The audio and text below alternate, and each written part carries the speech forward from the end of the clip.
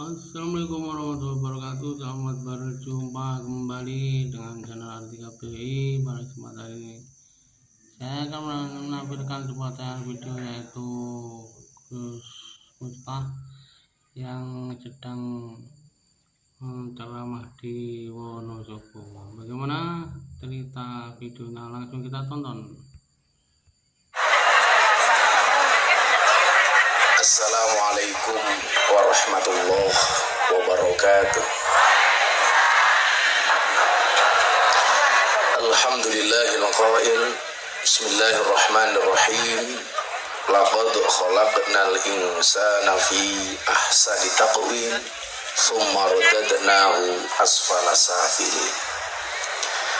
Allahumma salli wa sallim wa barik ala hadan nabiyil karim sayyidina wa maulana Muhammadin Sayyidina wa maulana Muhammadin wa ala alihi wa sahbihi mujahidin at-tahirin. Rabbi shrah li sadri wa yassir li amri wa hlul 'uqdatam min lisani yafqahu qawli. Amma ba'du. Hadratul muhtaramin, para masyayikh, para kiai, alim ulama, wabil khusus tokoh NU, Bupati expired,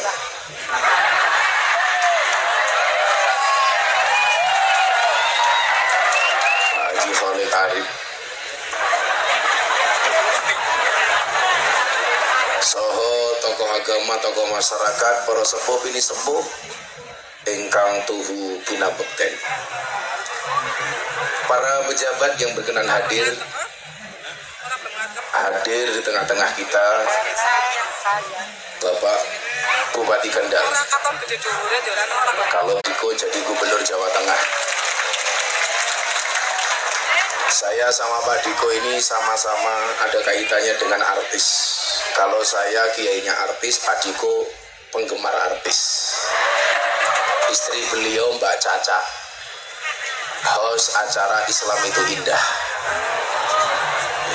Sebenarnya banyak artis yang suka sama saya, salah satunya Lucinta Luna. Dan para pejabat setempat, termasuk TNI Polri yang saya hormati, segenap panitia penyelenggara pengajian Isra Mi'raj Desa Depok, Lobang, Selomerto, Wonosobo yang saya banggakan, Bapak Ibu warga masyarakat Selomerto rahimakumullah.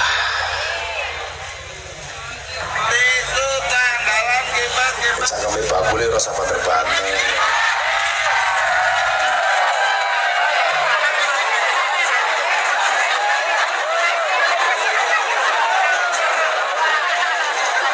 Dalam sebuah makalah disebutkan, man wahaba nafsahu lidunya, barang siapa memberikan dirinya kepada dunia, lan tu'tiyahullahu illa qit'ata ardin, tidaklah Allah akan memberinya kecuali secuil tanah, yudfanu fiha, untuk menguburkan di dalamnya. Waman wahaba nafsahu lillah, dan barang siapa memasrahkan dirinya untuk Allah, sayu'tihillahu jannatan, maka Allah akan memberikan surga, arduas samawati wal ard, yang luasnya antara langit dan bumi. Jadi pilihannya cuma ada dua. Berapa Bu? Dua. Berapa Bu? Dua. Dua itu begini ya. Dua. Kenapa saya ngomong dua? Ya memang ini isinya dua. Pilihannya dari makalah yang saya bacakan itu ada dua. Yang pertama menjadi hamba dunia, yang kedua menjadi hamba Allah. Menjadi hamba dunia dan menjadi hamba akhirat. Kalau Bapak Ibu Selomerto pilih menjadi hamba dunia apa hamba akhirat? Kalau dilihat dari kehadirannya dan cara duduknya, insya Allah ini hamba-hamba akhirat. Hamba-hamba akhirat itu ciri-cirinya neriman, duduk apa adanya, oke. Bahkan pengajian serasa di pinggir pantai. Lungguh ngarep dhewe tungkae selonjorke.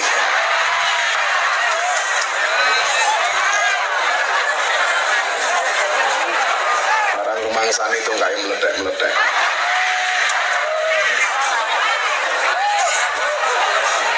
Man wahaba nafsahu lidunya, siapapun yang menghambakan dirinya untuk dunia, dia tidak akan pernah mendapatkan apa-apa kecuali qit'ata ardin, secuil tanah yudfanu fiha, yang akan menguburnya. Maka nyuwun sewu, dalam masalah pribadi saya punya undang-undang enough is enough. Yang tahu rasa cukup itu kita. Karena ketika manusia tidak pernah tahu rasa cukup, dia akan menghalalkan segala cara. Betul? Kalau dia menjadi penghamba kekuasaan, maka dia akan menghalalkan semua cara untuk mendapatkan kuasanya. Bu, hari ini orang banyak yang tidak tahu balas budi. Padahal anjing sekalipun tidak akan pernah menggigit orang yang menolongnya, betul? Saya punya peribahasa, at'imil kalba salasa ayyamin sayadkuruka fi salasi sanawatin.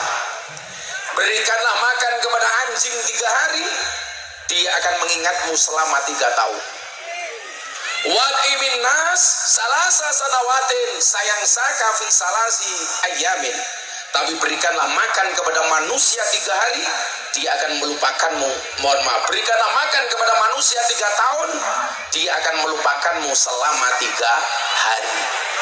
Asu dipakani 3 dino kelingan 3 tahun, menungso dipakani 3 tahun lali 3 dino.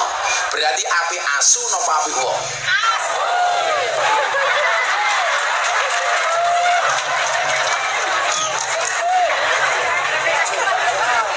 Lebih bagus manusia apa anjing, Bu? Anjing.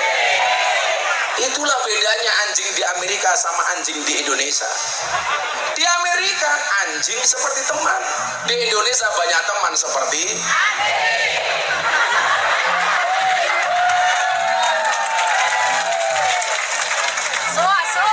Arab. Sudah tidak kenal baik dan buruk. Apalagi ketika seseorang sudah dipenuhi dengan ambisinya, sudah tidak kenal lagi mana siapa yang pernah berbuat baik. Taunya apa? Apa yang diinginkannya bisa tercapai tanpa harus melihat baik dan buruknya orang. Maka saya bilang, urusan pribadi saya mengenal istilah enough is enough, rasa cukup. Contoh soal harta. Hari ini mungkin Anda semuanya tahu Gus Miftah viral bagi-bagi duit.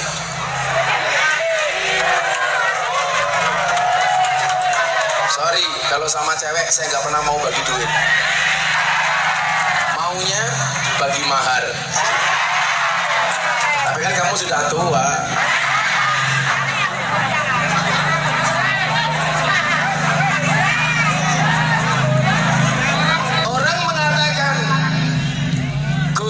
Gus Miftah itu apa uangnya banyak banget? Saya jawab enggak. Cuman Bapak Ibu, kaya atau miskin bagi saya itu bukan seberapa banyak yang kamu miliki, tapi seberapa banyak kamu berbagi. Banyak orang kaya kelihatan miskin, kenapa? Senang sambat. Banyak orang miskin kelihatan kaya, kenapa? Karena nggak pernah sambat. Betul? Gus Miftah itu orang yang nggak pernah sambat. Kamu minggir. Apa ini cross yang 2 ya?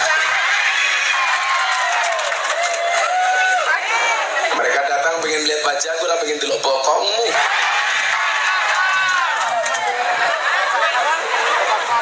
Saya itu orang yang tidak pernah mau sambat. Karena apa? Dalam makalah lain disebutkan, Jawahirul insan fi salasin, mutiara manusia itu ada dalam 3 hal. Yang pertama, kitmanul fakri, menyembunyikan kefakiran dan kemiskinan. Hatta yadhunnan nas annaka ghaniyun, menyembunyikan kefakiran dan kemiskinan sehingga orang mengira Anda adalah orang kaya. Kita itu kalau bisa menyembunyikan kefakiran, Pak, nggak pernah sambat. Orang ngira kita orang kaya. Karena itulah akhlaknya Nabi. Apa akhlaknya Nabi? Kalau seneng ngomong, kalau susah diam. Bedanya dengan Selo Pamerto. Kalau seneng diam, kalau susah ngomong. Wongnya ya teko. Biasanya jilbabnya coklat.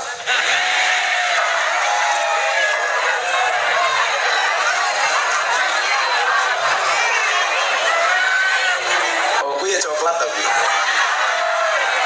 Itu malah pakai jilbab coklat, pakai kacamata hitam. Malah kayak tukang pijet yuk.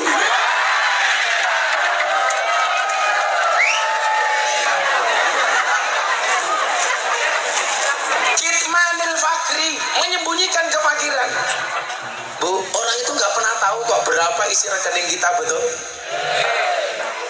Makanya saya bilang, kaya atau miskin itu soal mindset. Mungkin uang saya nggak sebanyak ini, juragan kayu Pak Wiwit ini. Tapi mental memberi saya jauh lebih besar dibandingkan Pak Wiwit.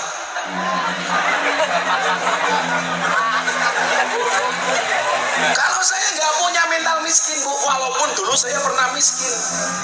Kalau orang bilang saya dulu pernah miskin, mungkin nggak percaya. Karena memang mbah saya itu kaya 7 turunan. Masalahnya saya keturunan nomor 9.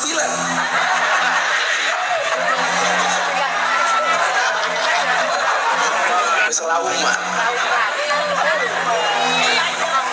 Maka di wilayah itu kemudian saya mengklasifikasikan manusia itu terbagi ke dalam 2 hal. Yang pertama sumaker, yang kedua kirmasu. Apa itu sumaker? Sugih, maca, kere. Yang kedua kirmasu, kere, maca, sugih. Kalau orang-orang Selo Pamerto, kira-kira Selo, saya ngomong apa? Cakam-cakamku dewe juga. Kalau orang Selo Pamerto banyak yang sumaker apa kirmasu?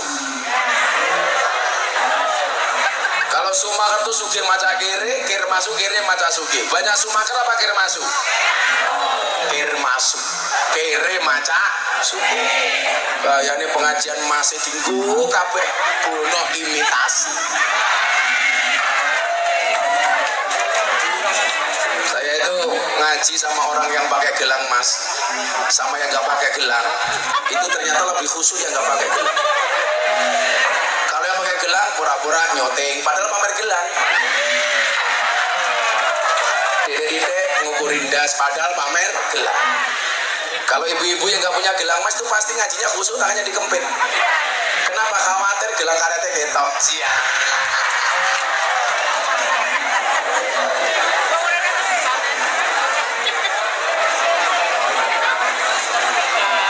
Sumaker, sugih maca kere. Ini masalah mindset, persepsi. Makanya kemudian saya membagi apa? Orang yang benar-benar miskin akan diam karena paham bahwa mereka ditakdirkan miskin. Orang kakek cerewet dan aku kere ya, wes tas kakek pola meneng wae. Dia sadar diri. Makanya saya bilang percaya diri itu penting, tapi sadar diri jauh lebih penting. Makanya kalau kamu mas-masnya kayak mas-mas Hadro itu, kamu harus sadar diri, sadar posisi, sadar aja.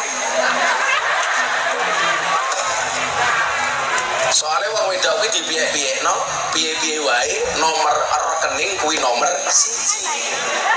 Maka tutuplah wajah burukmu dengan bagusnya rekeningmu.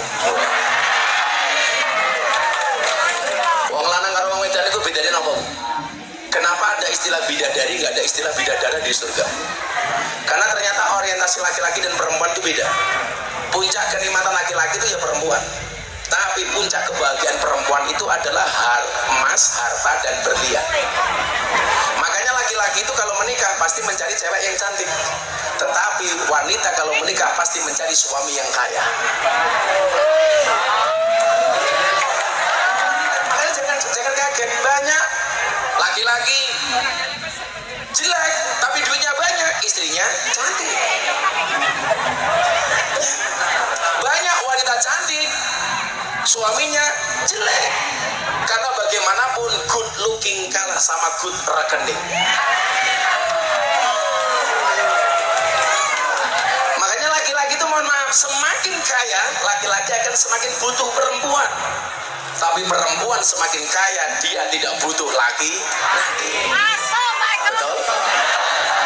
Laki-laki semakin kaya semakin nakal. Perempuan semakin nakal semakin kaya. Iya.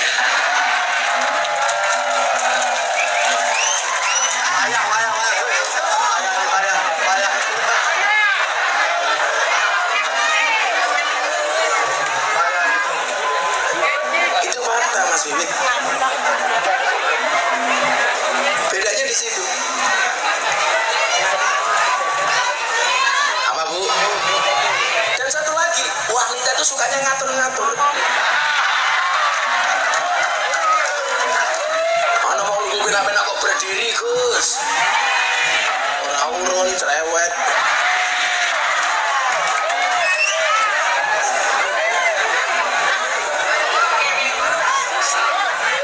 Jadi nyuwun sewu. Yang pertama, orang yang benar-benar miskin akan diam karena paham bahwa mereka ditakdirkan miskin. Ya wis lah, nompo apanane. Tapi nyuwun sewu. Bagi saya itu yang banyak sumaker itu bukan orang desa, tapi orang kota. Yang kir masuk kiri macak sugi itu bagi saya malah orang kota. Kalau orang desa itu paling banyak malah sumaker, sugi macak kiri. Coba dari segi penampilan, orang-orang kota itu lebih wow, glamor. Gayanya naik mobil mewah, kreditan. Mobilnya megah, KPR. Kadang-kadang malah mobilnya cuman rentalan. Rentalnya orang desa tuh paling rental motor, rental mobil. Kalau orang-orang kaya itu rentalnya emas, berlian, tas saja rental. Nongkrongnya di hotel bintang 5, tapi mohon maaf, utangnya di mana-mana. Orang desa Anda bayangkan naik motor Vario, paling Vespa, mangane sambel iwak asin, tapi sapi ini lemu-lemu, sawai ombo-ombo. Betul? Cuman problemnya satu, kalau tinggal di kota itu harus kandel dompete, lah urip ning desa kudu kandel kuping. Soalnya ning desa niku napa-napa dirasani. Nggih? Tetangganya beli pemanas, kita beli pemanas, tetangganya kepanasan. Kita beli kulkas, tetangganya kedinginan.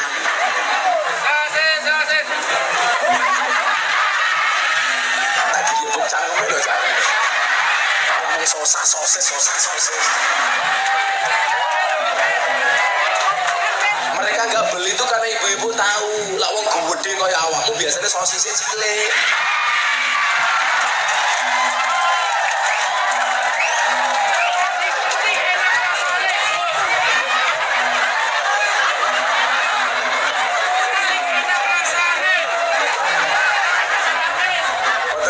Gede udah kan lagi manusia sapenti.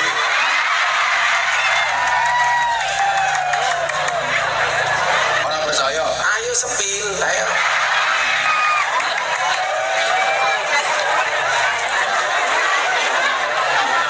Jadi gini loh Bu, kalau aku pengen senajan tuh jenengan umpamane kali Gusti Allah saling kita takdir wong susah, wong kurang, tapi minimal mindsetnya ini kaya.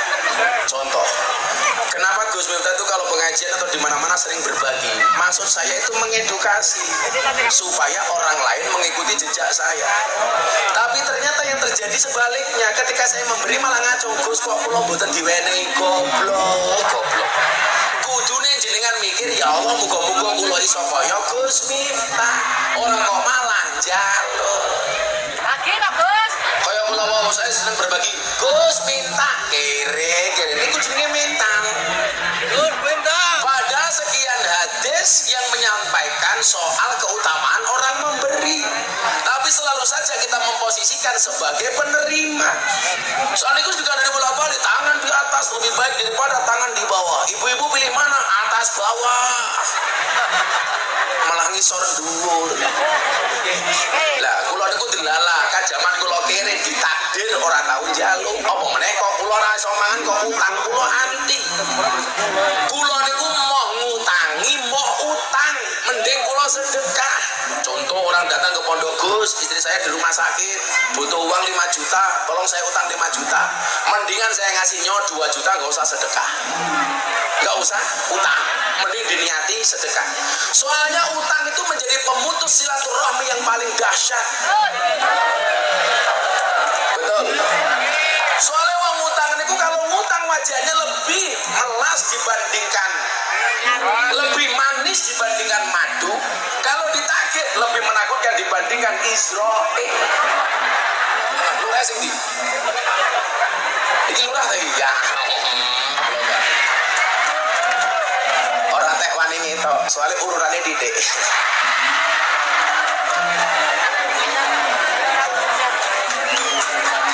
Lurah blobangan, mungkin kalau dibully orang dibaca, muak lo, followernya titik.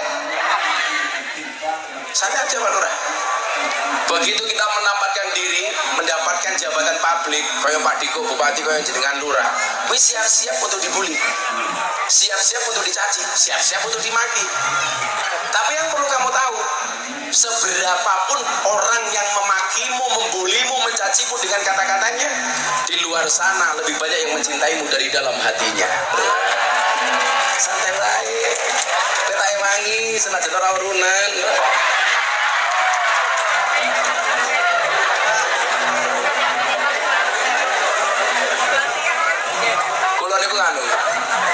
Saya itu nggak sepakat dengan istilah apa cashless, mengurangi cash, namanya apa? Cashless. Sekarang kan banyak orang kaya nggak mau bawa uang cash. Kalau saya sebaliknya, Bu, saya di mana-mana harus bawa uang cash. Saya itu nggak bisanan. Kalau di jalan ada gelandangan, ada pengemis, ada orang minta-minta, tangan saya itu gatel. Saya itu pernah, Bu, melewati gelandangan di Jakarta, pemulung, pakai gerobak tidur bersama anaknya seorang ibu-ibu. Saya delok. Karena di Jakarta itu kan banyak jalan yang satu arah, nggak boleh muter, nggak boleh balik. Saya harus muter 5 kilo untuk kembali ke pemulung ini. Karena begitu saya jalan, hatiku itu orang Mas Diko, ya Allah, kok saya zalim banget. Di tas saya ada uang, sementara mata saya melihat kemiskinan, kok saya diam. Tangan kulon itu gatel. Makanya di mana-mana saya mungkin bawa uang cash. Ini Pak Wiwit uangnya lebih banyak daripada saya, tapi kalau bawa uang cash mesti lebih banyak saya. Yakin? Bu, ayo buka-bukaan dompet. Aku wani. Ayo. Orang-orang kaya itu transaksinya pakai apa? Kredit, debit, macam-macam. Sekarang apa nggak lucu, Bu? Ada pengemis, den, paring-paring. Dijawab, bisa nggak saya gesek? Matanya. Apa nyumbang gesek? Apa ngejenengi? QR. Kita scan matamu kok gitu. Saya di Prancis tahun 2023 bulan Desember, ulang tahun istri saya. Di tempat yang agak tinggi di Prancis untuk melihat kota Paris. Itu ada manusia patung, pakai silver man apa jenenge. Orang datang saya lihat ngasih sedekah ala orang Eropa, pakai koin-koin itu. Saya kasih 100 euro satu lembar. Bapaknya yang diem begini ketika matung langsung turun loncat. Dia bilang apa? Seumur-umur saya jadi pengemis di sini, baru ini yang ngasih 100 euro. Biasanya berapa, Pak? Saya tanya. Cuman 1 euro dalam bentuk koin. Dia tanya sama saya, Anda dari mana? Saya datang dari Indonesia. Tahu Bunda berjilbab? Saya bilang, kenapa saya ngasih Anda derma sedemikian? Karena itulah ajaran Islam. Artinya apa? Orang kaya itu sebenarnya bisa berdakwah dengan menggunakan hartanya. Kenapa orang-orang Islam itu kurang sejahtera, Bu? Karena masih banyak orang kaya dalam Islam, orang Islam yang kaya tapi kurang peduli, seolah-olah yang dimilikinya mutlak miliknya sendiri. pengajian saja nggak pernah jalan, soalnya bakhil, pelit. Pengajian yang diselenggarakan orang-orang kota sama orang desa bedanya apa, Bu? Wong desa ini lah pengajian los urunan. Coba masalah makanan Pak Diko, kalau pengajian di desa itu nggak pernah kekurangan. Kalau orang kota makanan saja hitungan. Betul? Makanya kalau pengajian di desa ibu-ibu ini biasanya bawa tas. Karena jaga-jaga. Jajan itu rasel. Tolong sandal saya dijaga ya Pak ya. Khawatir masuk sandalnya ibu-ibu, masuk tasnya ibu-ibu. Makanya di mana-mana pengajian itu pasti lebih meriah di desa daripada di kota. Karena orang-orang desa itu mohon maaf, lawan ngetoke mas sedekah, apalagi untuk pengajian. Kalau untuk tidak uang itu makanan. Orang desa itu kalau dimintain uang biasanya berat, tapi kalau dimintain makanan biasanya ringan, nyok. Betul. Padahal dikatakan man at'ama musliman biti binafsin. Barang siapa memberikan makan, kata Nabi, kepada orang lain biti binafsin. Malah oke gas gitu. Terakhir. Jawahir ing sate nomor 3. Nomor 1 kitmanil fakri. Nomor 2 kitmanil ghadabi. Nomor 3 kitmanis syiddah. Menyembunyikan rasa sakit hatta yadunan nas annaka mutana'im, sehingga manusia mengira kamu adalah orang-orang yang banyak mendapatkan nikmat. Mila niku wau, seneng niku kudu sampaikan wa amma bi ni'mati rabbika fahaddis. Kalau ada kabar gembira disampaikan. Kayak saya tadi ada kabar gembira, Mbak ini kali Mas Win pengen gawe yayasan, tak sampaikan. Tapi lah susah kudu meneng. Apa meneh jenengan sambat karo menungso ora bakal ana solusine. Nggih napa mboten? Tanggamu ki apike ana watese, tapi apike Gusti Allah ora bakal ana watese. Lah tanggamu sing apik, rahasiamu aman. Tanggamu wis ora apik, rahasiamu pasti terbongkar. Nggih napa mboten? Soale cangkeme ngember. Mila lan duwe masalah, solusine Allah. Bahasa Gus Miftah napa? Bahasa kula napa? Manusia punya masalah, Allah punya solusi. Manusia punya kendala, Allah punya kendali. Tugas manusia hanya mengangkat tangan, sisanya biarkan Allah yang turun tangan. Jalur karo Allah. Masalah itu mengecil bila disembunyikan, membesar bila diomongkan. Mila dia masalah meneng mawon. Lah pengen curhatlah dengan orang yang tepat. Fas'alu ahla dzikri, takon kepada ahli dzikir. Ojo ngomong karo tanggane, apa meneh karo bojone tanggane.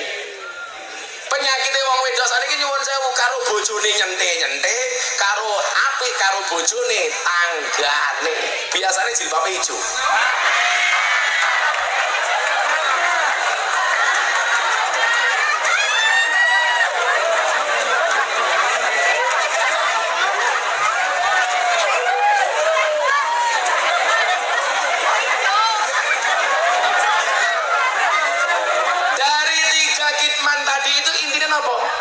Menungso sing bakal selamat niku menungso sing iso ngempet.